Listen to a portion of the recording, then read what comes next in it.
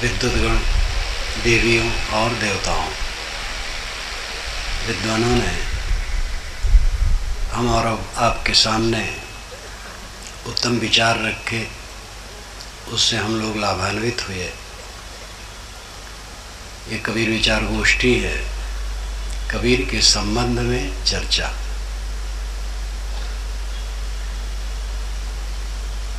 कबीर शब्द का अर्थ ही होता है महान, बड़ा, ईश्वर। यह अरबी भाषा का शब्द है। कबीर का जन्म कहाँ हुआ ये पता नहीं। लोक कहावत के अनुसार लहर तारा तालाब पर नीरू नीमा पाए जो मुस्लिम जुलाहे थे। यदि नीरू नीमा से पैदा हुई हो तो कोई हर्ज नहीं, लेकिन अगर वो पाए तो भी कोई हर्ज नहीं। इस ढंग से पाने से लोगों में थोड़ा हतोत्साह का भाव होता है कि माँ बाप का पता नहीं, किंतु किसी के मूल्यांकन के लिए उनके माँ बाप की आवश्यकता नहीं होती, किंतु उनके गुणों, ज्ञान और आचरण की आवश्यकता होती है। मनुष्य के मूल्यांकन के मानदंड माता पिता नहीं है, जात बिरादरी नहीं है, किंतु उसके खुद ज्ञान और आचरण होते हैं। ऐसी घटनाएं दुनिया में बहुत होती हैं। सीता जी को जनक ने खेत में पाया था। यज्ञ भूमि शोधन के लिए जनक जी हल चला रहे थे। वाल्मीकि रामायण में इसकी 3 बार चर्चा आती है। सीता जी पृथ्वी से निकली, सुबह का समय था, हल चला रहे थे। जमीन बराबर करने के लिए मुहूर्त के समय राजा लोग सोने का हल थोड़ा चला देते थे। जैसे कोई तालाब खोदना हो तो बड़ा नेता आता है, 5 बार कुदारी मार देता है। ऐसे ही होता था, और जमीन तो बराबर मजदूर करते थे।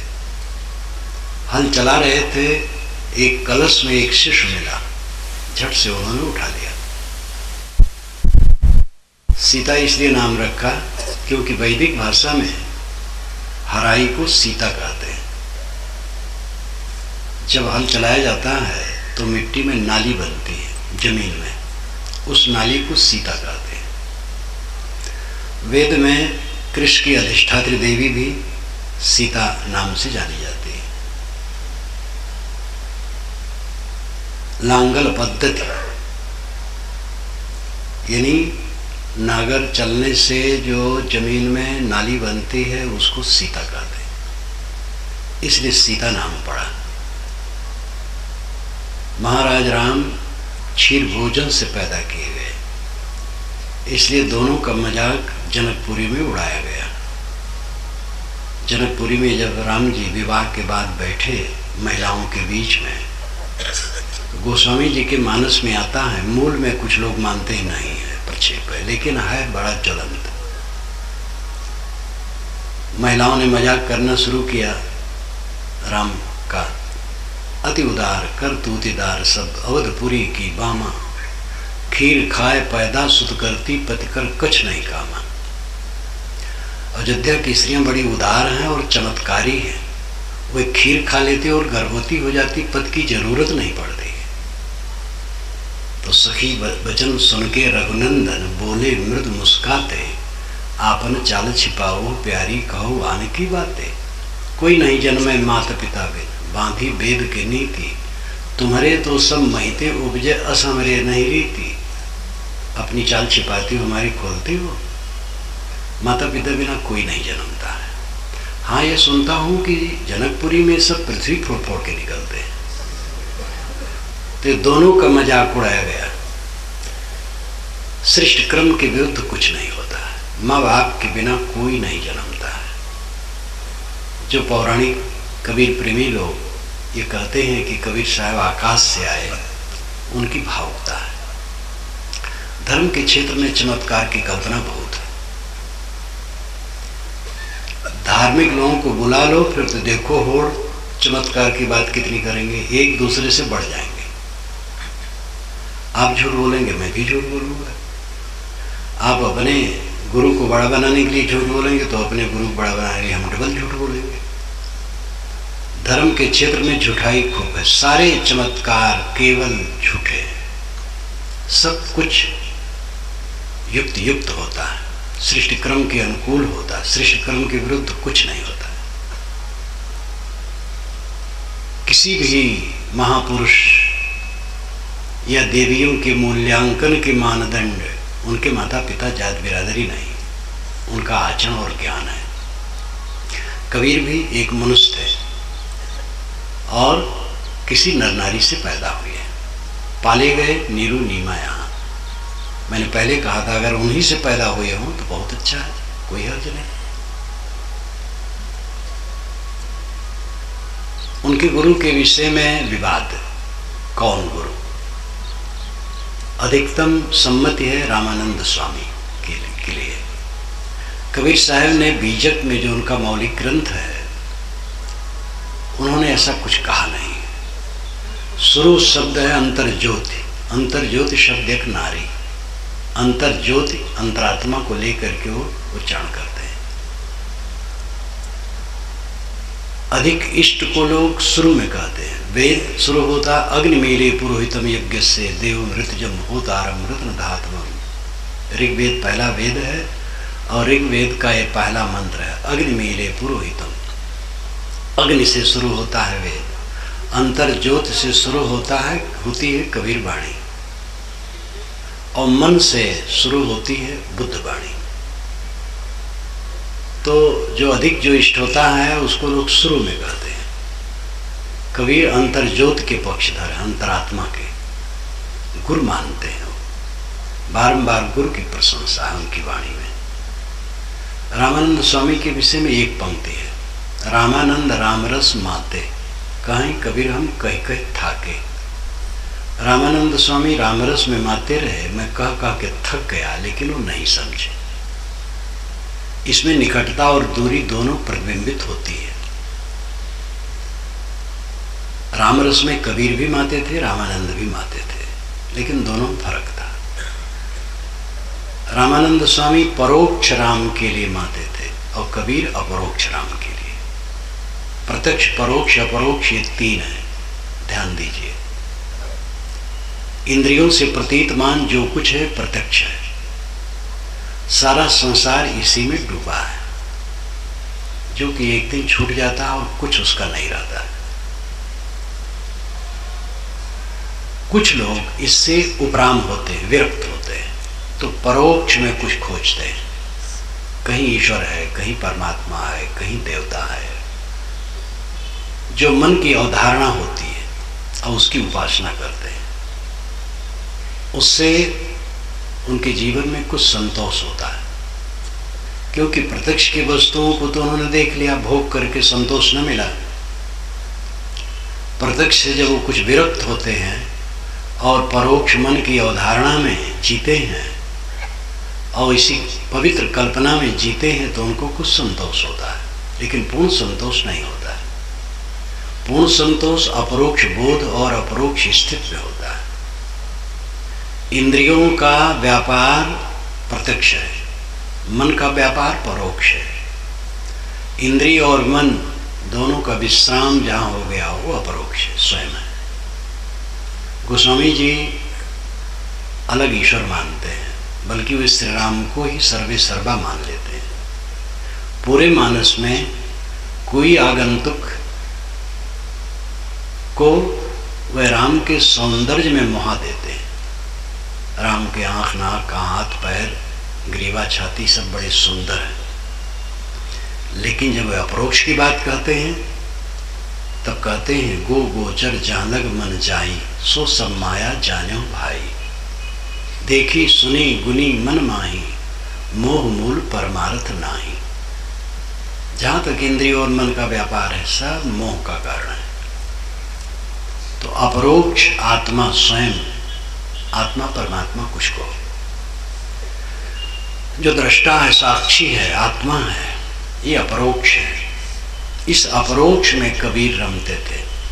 मृगा किनावी कस्तूरी मृग ढूंढत बनमाए, तैसे घट घट राम है दुनिया जानत नाय। राम और रहीम उन्होंने एक बात कही कि राम रहीम एक, अल्लाह राम करीमा केशव हरि हजरत नाम धराया। एक त्वचा हाड़ मलमूत्रा एक रुधिर यज्ञूदा, एक बूंद से सृष्टि रची है को ब्राह्मण को शूद्रा। रजोगुण ब्रह्मा तमोगुण शंकर सतो गुड़ी हरि होई, कहीं कबीर राम रम रही है हिंदू तुर्क न कोई। राम और रहीम का भेद कुछ नहीं। अल्लाह अरबी भाषा का शब्द है। अल और इलाह ये दो पदों को मिल करके शब्द बनता है। अल आदरणीय, इलाह पूज्य, इसका अर्थ होता है। जैसे इंग्लिश में दी, आदर के लिए दी लगाया जाता है, तैसे अरबी में आदर के लिए अल लगाया जाता है। अल आदरणीय, इलाह पूज्य।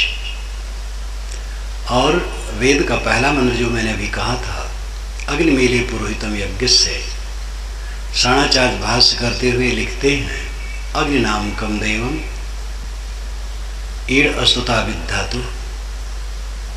अग्नि तो अग्नि नाम का देवता है और ईड़ ईले अस्तोमी, ईले का अर्थ है स्तुति योग्य, क्योंकि ईड़ अस्तुता विद्धातु, ईड़ धातु अस्तुति परक है। ईड़ ईल इलाह एक बात है। वेद का ईल इलाह ये दो नहीं है। घुटने टेक करके मुसलमान नमाज पढ़ते हैं। वेदों में अनेक बार आता है घुटने टेक करके प्रार्थना करने की बात। वशिष्ठ सरस्वती नदी के तट पर घुटने टेक करके प्रार्थना करते हैं। दुआ अरबी भाषा का शब्द है जो आशीर्वाद और प्रार्थना के लिए प्रयुक्त होता है। वही उच्चारण और वही भाव वेद में बारंबार आता है। देवे स्कृतो दुआ, देवता के लिए हम दुआ करते हैं। भेद कुछ नहीं है। भेद हमने बनाया है और बिगाड़ा है। अपरोक्ष राम में कबीर रमते हैं, स्वामी रामानंद परोक्ष राम में अपने से अलग मानते हैं। ये भेद था, ये दूरी थी, निकटता ये थी कि कहीं कहीं थाके हुए कहते हैं। कहीं कबीर हम कहीं कहीं थाके, अपने पुत्र के लिए, पिता के लिए, निकट वालों के लिए कहीं कहीं थाकने का प्रयोग होता है। मानो पिता ही है, शराब पीता है, बहुत परेशानी है। कोई पूछता है लड़के से, अपने पिता को रोकते नहीं हो? पुत्र कहता है काका के थक गया, वो मानती नहीं। लड़के के लिए भी कहा जा सकता है काके के थक गया, लेकिन नहीं सुधरता। काका के थकने का प्रयोग अपनों में होता है। इसलिए जो लोग कहते हैं रामानंद कबीर के गुरु नहीं है, वो भूल में। और जो लोग कहते हैं कि रामानंद कबीर के पूर्ण गुरु है, वो भी भूल में है। कबीर के विचार और रामानंद स्वामी के विचार अलग हैं। लेकिन काशी में रामानंद स्वामी जैसा वैराग्यवान पुरुष, एक अच्छा संत, कबीर जैसे जिज्ञासु और मुमुक्ष के लिए उपयोगी रहा होगा, लाभ लिए होंगे, लेकिन विचारों का अंतर था। इसलिए स्वामी रामानंद को मर्यादा की दृष्टि से गुरु मानना बुरा नहीं। तीसरी बात गृहस्थ होने की, जैसे पांडे जी ने कहा, तो ऐसे प्रवाह है लोग कहते हैं, तो पांडे जी ने उसको दोहराया। पांडे जी का कोई दोष नहीं, ऐसा पढ़ाया जाता है। कबीर पंथ में इस ढंग का प्रयास भी अभी तक नहीं हुआ है कि सरकार से इसको बलपूर्वक पेश करे इस बात को। कबीर विरक्त संत थे, वो गृहस्थ नहीं थे। लोई नाम का कोई भी शब्द बीजक में नहीं है। लोई शब्द है, कहीं कबीर सुनो नर लोई, भुतव पुजले भुतवा होई। लोई लोगों के लिए अन्य कवियों के शब्दों में, वाणियों में भी आया है। लोई उनकी पत्नी थी, भ्रमपूर्ण है। वे विरक्त संत थे। किसी महापुरुष के जीवन को समझने के लिए आंतर साक्ष्य और बाह्य साक्ष्य होते हैं। बाह्य साक्ष्य है उनकी परंपरा, आंतर साक्ष्य उनकी वाणी। कबीर पंथ बाह्य साक्ष्य है, जो देश विदेश में फैला है। कोई भी शाखा कबीर पंथ की ये नहीं मानती है कि कबीर गृहस्थ थे। कबीर पंथ में एक शाखा गृहस्थ शाखा गुरुओं की है, लेकिन वे भी नहीं मानते हैं कि कबीर साहब गृहस्थ थे। अंतर साक्ष्य उनकी वाणी है, बीजक और अन्य वाणियां भी वैराग से भरी हुई है। कहते सुनते ऐसा कुछ बढ़ गया, वैसे पढ़ाई होने लगी और उसी का प्रचार हुआ। प्रचार होते होते कुछ का कुछ हो जाता है। श्री कृष्ण महाराज बहुत बड़े क्रांतिकारी पुरुष थे। ऋग्वेद के तीसरे मंडल के 96वें सूक्त में 13 से 16 मंत्रों में श्री कृष्ण की चर्चा आई है।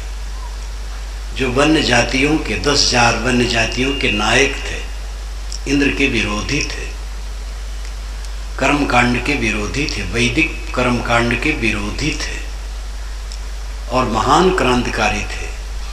इसका खुलासा तो पुराणों में भी आता है, इंद्र कृष्ण युद्ध को लेकर के। सर राधा कृष्णन ने इंडियन फिलॉसफी में इसको इसी ढंग से रखा है। साणाचार्य ने अपना भाष्य करते हुए वेद का, उन्होंने भी इसी ढंग से रखा है। वेद क्या कहते, जो मेरी पुस्तक है, इन दोनों महापुरुषों को मैंने उद्धृत किया है। श्री कृष्ण महाराज क्रांतिकारी थे। गीता में उनकी क्रांति की बात आती है।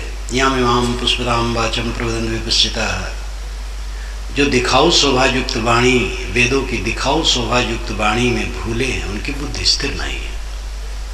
इस प्रकार वो तर्कशील थे और करोड़ों स्त्रियों को लेकर के वे रास करते थे। आप कहेंगे करोड़ों नहीं, हजारों। गर्ग संहिता पढ़िए, अरबों अरबों। एक बार तो एक रथ पर 10 अरब गोपिकाओं को बैठा करके राधा चली कृष्ण से लड़ने के लिए, कि कृष्ण कुछ गोपिकाओं को लेकर के और रंग रास करते हैं, क्या हम लोग नहीं है सखी? तो 10 अरब गोपिकाओं को बैठाया रथ पर। ऐसा रथ था जिस पर 10 अरब लोग बैठ सकते थे। अतिशयोक्ति की तो सीमा नहीं है। ऐसा बढ़ाया गया, ऐसा बढ़ाया गया, ऐसा विकार किया गया। जब मेरा एक लेख छपा श्री कृष्ण पर, अयोध्या के पंडितों ने पढ़ा तो बहुत खुश हुए, कहे ऐसा तो हम लोग सोचे ही नहीं थे। कृष्ण के साथ रास को जोड़ना बिल्कुल अनर्थ है, कभी उन्होंने रास नहीं की। श्री कृष्ण जब 85 वर्ष के थे, तब युधिष्ठिर का राष्ट्रीय यज्ञ हुआ है। उस यज्ञ में शिशुपाल, जो श्री कृष्ण का फूफीजात भाई था और जबलपुर का था, चेदी देश जबलपुर क्षेत्र है, उसने गाली दी है श्री कृष्ण को, बहुत गालियां दी है। उसी के बाद उन्होंने उसको मारा है। लेकिन ये नहीं कह सका है कि कृष्ण रसिया है। कृष्ण के 85 वर्ष की उम्र में भी उनको कोई रसिया नहीं कह सका है। आगे चल करके रसिया कह कर कितना विकार किया गया है कि हद हो गया है। श्री राम एक पत्नी व्रती है, पूरे वाल्मीकि रामायण में एक पत्नी व्रती है। जब भरत आते हैं तो दशरथ का मरण सुन करके व्याकुल हो जाते हैं। तो फिर पिताजी ने कुछ कहा, कैकेयी से कहा। कैकेयी ने कहा कि पिता तुम्हारे इतने कहे हैं कि जो राम को देखेगा वो सुखी रहेगा। कहे तो राम कहाँ है? तो कहे वो तो जंगल चले गए। क्यों? क्या उन्होंने पर स्त्री पर कुदृष्टि डाली? क्या उन्होंने किसी की निरपराध की हत्या की? क्या किसी का धन छीना? कैकेयी कहती है राम तो पराई स्त्री पर नजर भी नहीं ले जाते हैं, कुदृष्टि कैसे करेंगे? कोई अपराध नहीं, केवल मैंने ही प्रेरणा किया कि भरत को राज्य मिलना चाहिए और उनका 14 वर्ष का वनवास। तो भरत दुखी हो गए। कैकेयी उस समय विरोधिनी है राम की, मौलिक विरोधिनी वो नहीं। वो तो मंत्रा के कहने से उसका दिमाग विकृत हुआ था, लेकिन उस समय विरोधिनी है। फिर भी वो कहती है कि राम पराई स्त्री ऊपर नजर ही नहीं ले जाते। पूरी वाल्मीकि रामायण में राम कहीं बहुपत्नी वाले नहीं है, केवल एक पत्नी सीता है। लेकिन श्री कृष्ण की रास का प्रचार खूब हो गया था, तो राम भक्तों में प्रचार बढ़ा। तो बृहद कौशल खंड, हनुमत संहिता, महारामायण, अनेक संस्कृत में रामायणें हैं जिसमें इतना अभद्र श्री राम को रासलीला रचने वाला कहा गया है। लेखक ने स्वयं लिखा है कि इसको भक्तों में कहना चाहिए, आम जनता में नहीं, इतना अभद्र। तो ये कहते कहते एक हाथ की ककड़ी 9 हाथ के बीच, कहे कैसे कहे कहते कहते कहते कहते बढ़ गया। कबीर के विषय में भी गृहस्थ की कल्पना हुई, लिखे पढ़े लोग, उस पर कोई पहल नहीं किया, ये बढ़ता गया। कबीर विरक्त थे। कबीर जीवनी मैंने लिखी है, उसका वह वाला अंश जिसमें लोग गृहस्थ सिद्ध करते हैं, उसका अंश मैंने डॉक्टर रामकुमार वर्मा को भेजा रजिस्ट्री। वो कोई उत्तर नहीं दिए। 1 महीना बीत गया, मेरे साथ हो गए कि गुरुजी ने भेजा था, आपको मिला? कहे मुझे तो नहीं मिला। रजिस्ट्री पत्र आप जानते हैं, या तो उसको मिलेगा या तो प्रेषक को लौट के मिलेगा। मिला उनको, लेकिन झूठ बोल गए और उत्तर नहीं दे सके। जब मिले भी तो सिर झुकाए रहे। ऐसा फुहर फुहर उन्होंने लिखा है, गलत। ऐसा जो प्रसिद्ध विद्वान हैं उन्होंने ऐसा गलत निर्देश भेजा समाज में, जैसे राम और कृष्ण के लिए भक्ति भावना की सनक में रस्सिया बना करके समाज में फैलाया गया। अब आज जगतगुरु कहलाने वाले श्री कृष्ण की रास करवाते हैं पंडालों में, ये दुर्भाग्यपूर्ण। कबीर विरक्त थे, इस पर विशेष समय बिताने की आवश्यकता नहीं। कबीर ने समाज को क्या दिया? आज के जमाने में तो कबीर बहुत प्रासंगिक है। धर्म के नाम पर आजकल टुटन है। पढ़ा लिखा समाज आगे बढ़ रहा है और वो कहता धर्म की किताबों में अप्राकृतिक वर्णन है।